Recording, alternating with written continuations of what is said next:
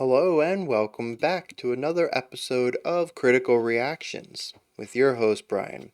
We're going to do a special selection today, which is where one of you tell me exactly what it is I need to check out. Today's special selection comes at us from Andrew. Hi Bryan, I normally provide some background info on my requests, but I think I'd like for you to go into this one cold. So that's what we're going to do. We're checking out the band Happy Family.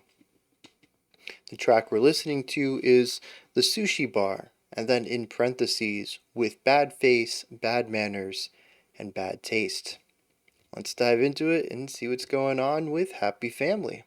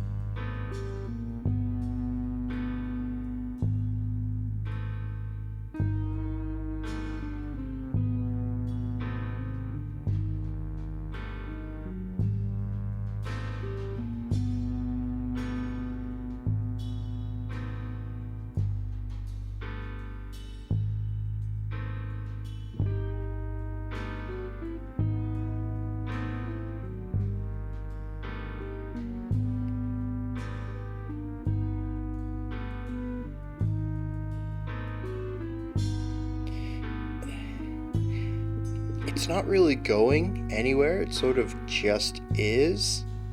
And that paired with the heavy dissonance in our piano back there.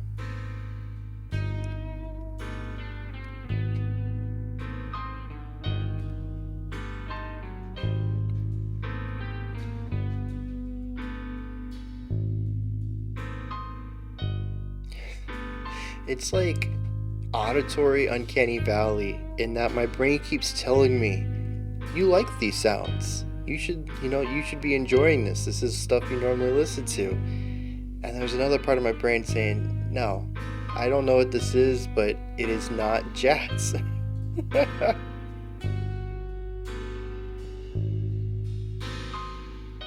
Even the drums feel slightly off. I don't know if it's the type of cymbals used or maybe an effect put on the cymbals, but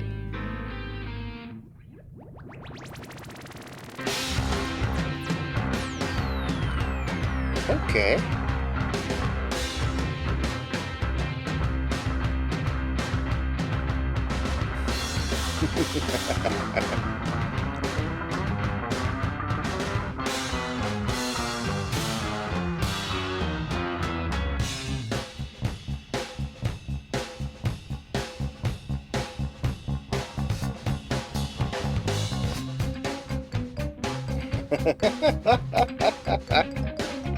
Okay.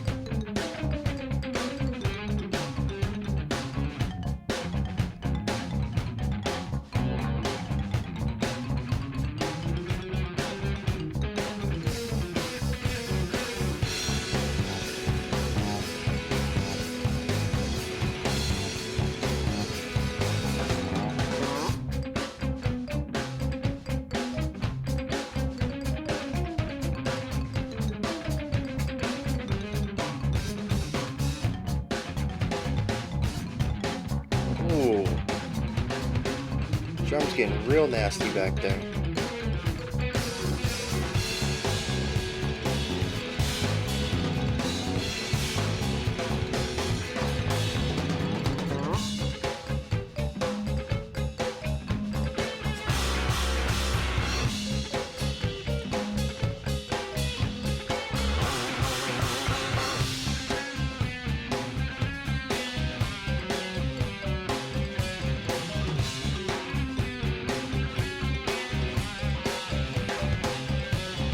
interesting to hear our duet split from harmony to counterpoint.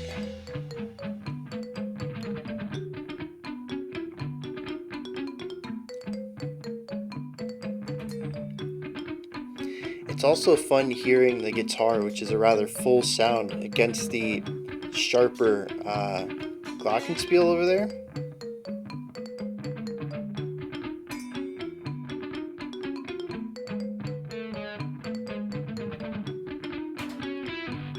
They're just very different timbres.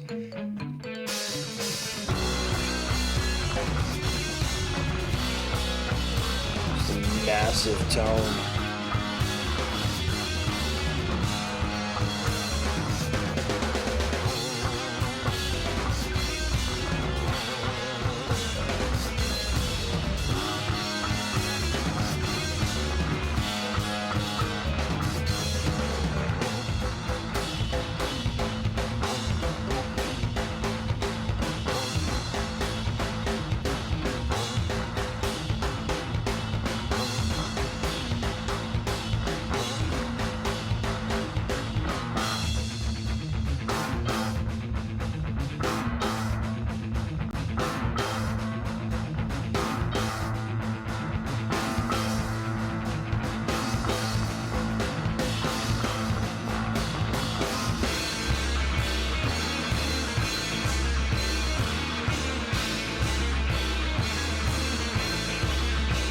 Like a twisted march. What in the world?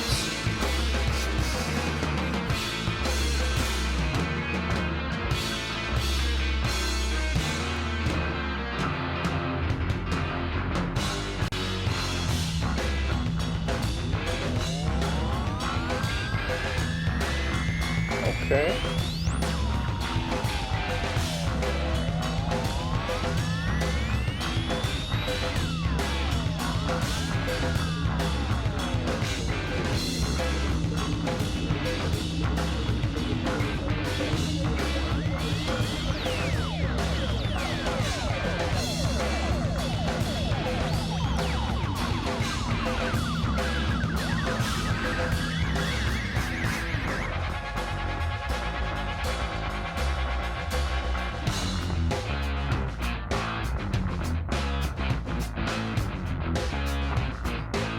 Yeah, shifting from front beat to back beat.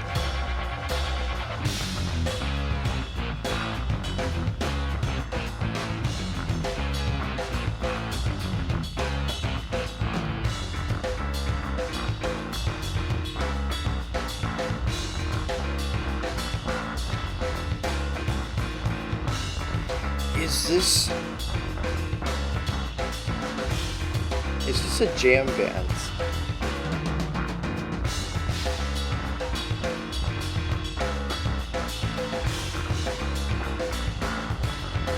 I'd wager everything is pre-composed, or at least the vast majority of it.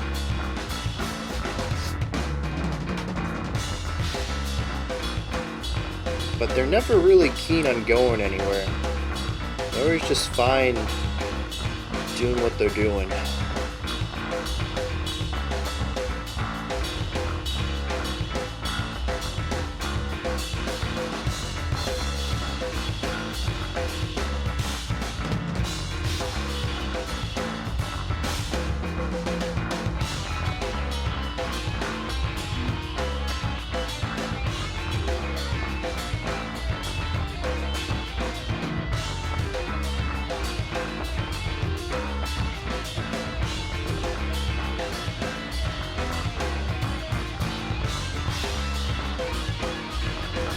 Are they in 15/16? It's not 4/4, but it's not 3/4.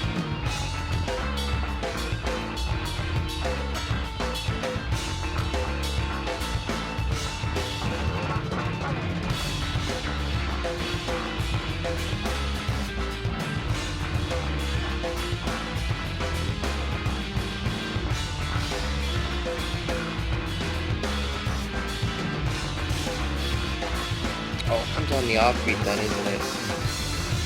Yeah, bar of 8 and bar of 6.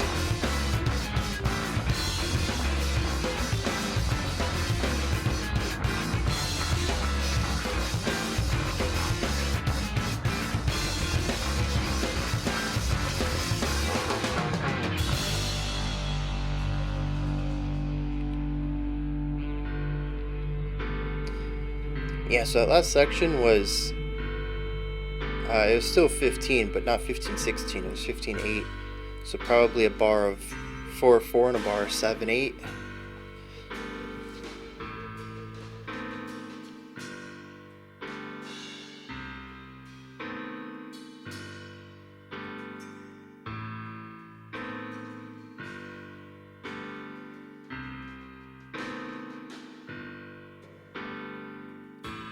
Dang, we still have 90 seconds to go. This song's far from over. Oh no, this is our intro again, isn't it?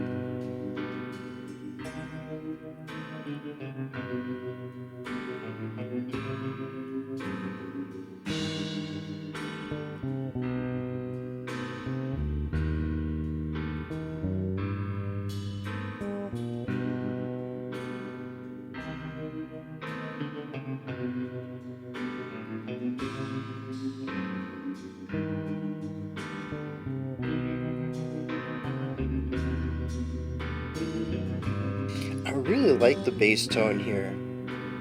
I think the distorted bass has power and width, but it's just I mean, it works well for what it does in its sections, but I really like the bass tone here.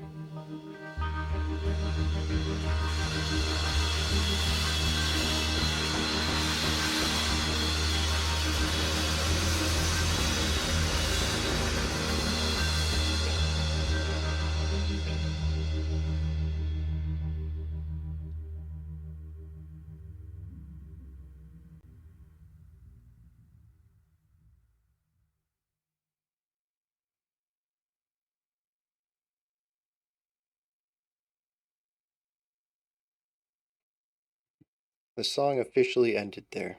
Hey, what in the world's going on up there?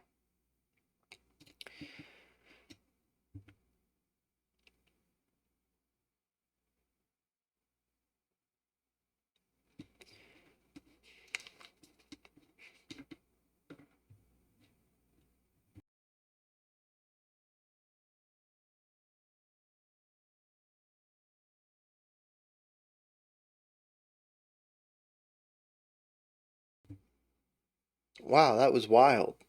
See you guys next time. That's kind of what I want to do here. I just want to be a typical reactor and just wow, that was wild. And then just wrap it up. Because honestly, I mean, there's there's songs out there, and I listen to them. And I'm just like, I got nothing. I don't understand what's going on. I don't really have a strong grasp enough to break it down to do a proper analysis of it. This is real close to that side of the spectrum. There's a couple things I want to touch on and focus on, but as far as like a full breakdown, it's gonna allow y'all to understand the track better or to add to your appreciation of it. This ain't gonna be one of those. Um, it's free jazz in parts. It's avant-garde rock, metal, maybe even, and others. And anything experimental or avant-garde is always going to be a tough one for me. They're more freeform, which yeah, Brian, that's free jazz. It's freeform jazz, but no, like the intentionality behind it. It's like abstract art, right? The there's a intentional lack of clarity to the purpose or meaning of the artwork, and it just makes it difficult to get a read out of. It's certainly a type of art where you get as much as you bring into it. And if you listen to something, which is what's happening to me here, I listen to this and I don't get much out of it because I don't make any connections to what's going on with it. I'm just kind of walking away saying, huh, that was interesting. But there are some minute things here, details that I do want to touch on real quick. And who knows, maybe it'll lead to something larger. I don't know. We just got done looking at a track from a band called Orpheus Blade, and I thought that was going to be a rather quick analysis too, and the more I talked about it, the more things I wanted to talk about. So, it's possible that happens as well. I want to talk about feel for a little bit. Rhythmic feel. We actually have notation for stuff like this. We have vocabulary for stuff like this.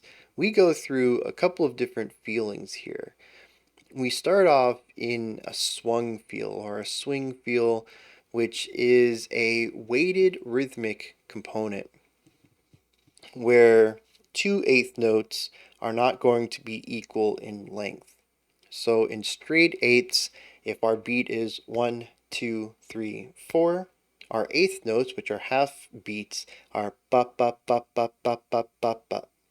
In swung feel or swing feel, there is more emphasis on one than the other. So in the same tempo, 1, 2, 3, 4, our swing notes, our eighth notes are going to be bop, ba-dup, ba-dup, ba-dup, ba-dup, ba-dup, ta, tsin, ta, ta, tsin, ta, ta. That's what gives swing, that's swinginess.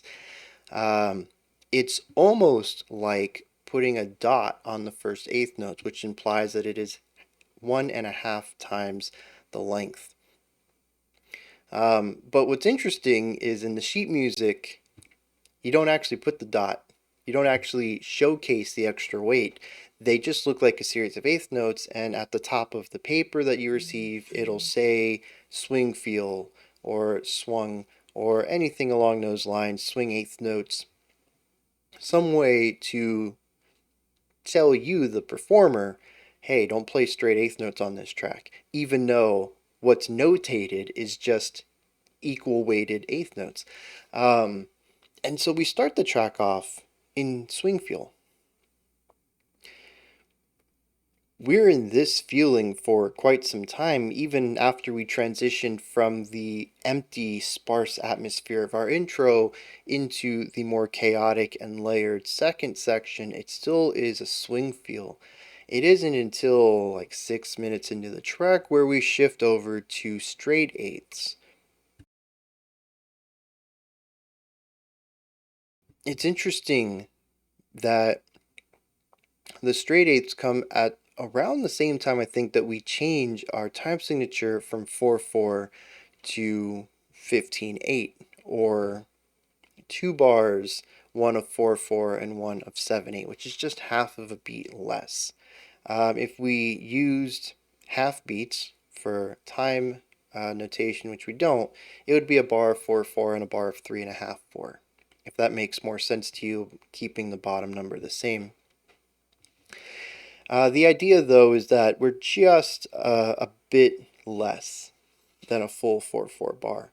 So we have a feeling change here that comes not only from the eighth notes being played differently, the entire groove is altered, but the meter is changed as well. The length of 2 bars is a bit shorter. It feels incomplete. But we also lost that nice, chill groove. After this midpoint, though, we come out of that and return back to 4/4. I think it was, with like 3 minutes to go in the track.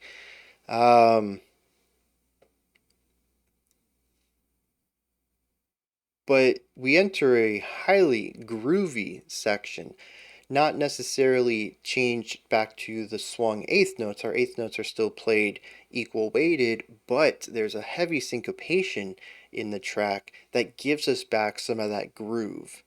Before reaching the final like 90 seconds of the song, we return back to our earlier swung feel from the first section. So the song actually moves through the concept of groove rather interestingly, where we have a heavy instance of groove and then a rigidity and then a return to a groove and then a return back to our first groove. And so the song has this characteristic of starting out really loose, becoming quite rigid in the middle, and loosening back up a bit in the end.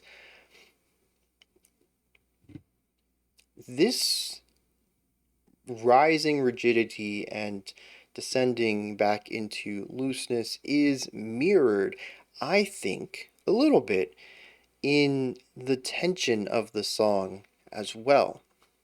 Now, this is going to come from a couple of elements. One is timbre. The track is bookended with this very chill, laid back jazz. It's dissonant jazz, but it's quieter. The guitar and bass are not as distorted. The volume is lower. I already said it's quieter, but the instruments are smaller. They lack the width and immediacy that we'll hear in the middle of the track. As we move into the next section, though, the guitars get overdrive. The bass becomes this massive booming sound. The guitar has this fuzziness, this wide fuzziness that I talked about earlier when I mentioned it in contrast to the sharpness of our glockenspiel off on the right. It had this wide fuzziness, almost like a blunt instrument versus a sharp instrument. Well, even going to the sharp instrument, that glockenspiel cuts through the song. It's piercing. It's almost too piercing at times. I wish it would be rounded off a little bit, but as contrast, it works well. It's just a little annoying, maybe would be the word. It's a shrill sound. But everything here is tense and aggressive and antagonistic in some way, whether it is large and imposing or cutting and piercing straight to your ear. Everything here is just aggressive.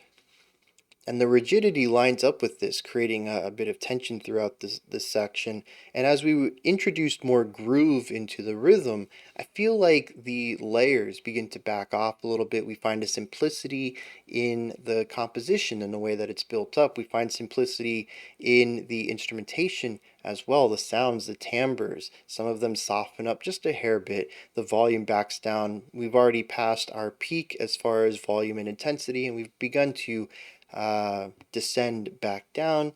We eventually introduce groove, and the descent is complete as we hit the ending where the instruments are quiet and unassuming again, and the rhythm is full-on swing, laid-back groove.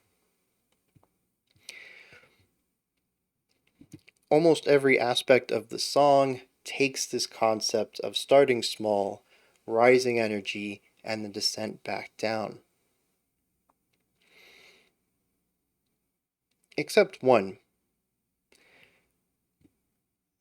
There's one component to the composition that is fairly static throughout, and that's dissonance. There is beauty in the dissonance I find in this track. Not always, but sometimes. Often I find the dissonance just to be noisy, nails on a chalkboard kind of stuff, especially with the opening piano work. But in the middle of the track, in our middle two sections, before we return back to our smooth jazz form, I can find some beauty in the dissonance. But harmonically, the entire song sits within that. It's not too interested in finding consonant forms. It does occasionally, but it feels almost accidental. Like when we have our glockenspiel and guitar solo in our second section, duet. They start off in harmony, which is really nice. Then they split off and do counterpoint. Most of the counterpoint is a bit dissonant. There's a lot of clashing of sound here. But it's not always, and sometimes we'll get a full bar or two of something more consonant, really leaning towards traditional beauty in their dyads before leaning back into the more dissonant sounds. And like I said, it sounds almost accidental, like a mistake. Like most people would play beautiful things and then play the wrong note, and they're like, ugh, didn't mean to do that. And this is the opposite, where most of it is the noisy, dissonant stuff, and they accidentally play something really beautiful, and they're like, nope. Got to get away from that. Don't know how that happens. But yeah, that is the one consistent aspect. It's there from the very beginning with our solo piano opening, and it takes us all the way through the rest of the track. Speaking of that piano opening, I don't know if this is going to be a fruitful discussion here, but I got to bring it up. It is playful. It is playful in a way that takes us from pure silence and naturally leads us into where the song goes. It starts off with single notes that dance around each other, just seemingly at random, and then eventually we have a form of growth. If I remember correctly, we had two higher notes, da-dun, da-dun, da-dun, da-dun, da-dun, da-dun, this rising idea of like octave-based, we'll take this step, we'll take this step, we'll take this step, we'll take this step, that kind of concept. And then eventually that went into a full-blown piano part. Gorgeous melody into the backing piano section that it eventually became once the bass and the other instruments came into play.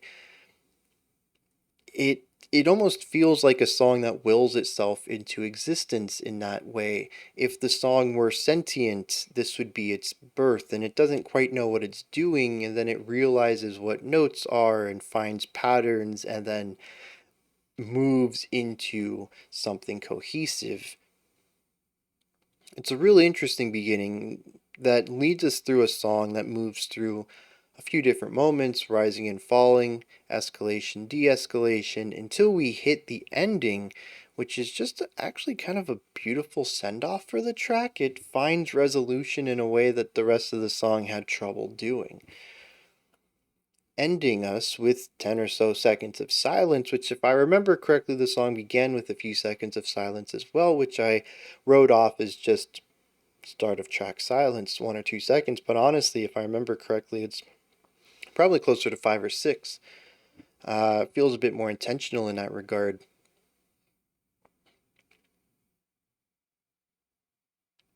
I don't know what it all means, but there's some really neat ideas going on in here.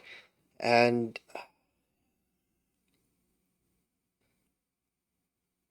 I'm probably forgetting some cool. I know I chuckled a lot in this one. I don't know how to explain musical comedy or why music makes me laugh.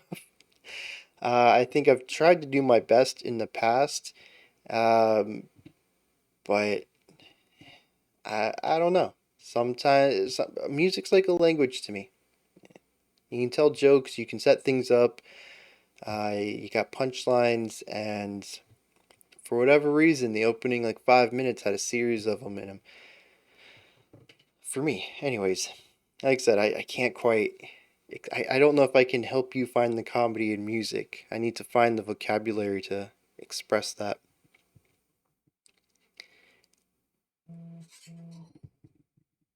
Anyways, I guess that wraps this one up. Those are my thoughts on Happy Families, the sushi bar with bad face, bad manners, and bad taste. What about y'all? Let me know in the comment section your thoughts, your perspectives, your opinions, your whatever. Let me know what you thought of this track. Put it down in the comments. Above the comment section in the description box is a link to Linktree. It takes you to this menu right here. You can find my music, ways to support the channel, a link to the Discord server, and so much more. Above that, if you could, like, subscribe, and ring the bell. I greatly appreciate all three of those. We do have one more special selection today. Otherwise, though, I'll be back tomorrow at 5 p.m. Eastern Standard Time, 9 p.m. UTC, as usual. Until next time, remember to be critical, not cynical, of the music you listen to, and have a fantastic morning, afternoon, or evening whenever you choose to watch my videos.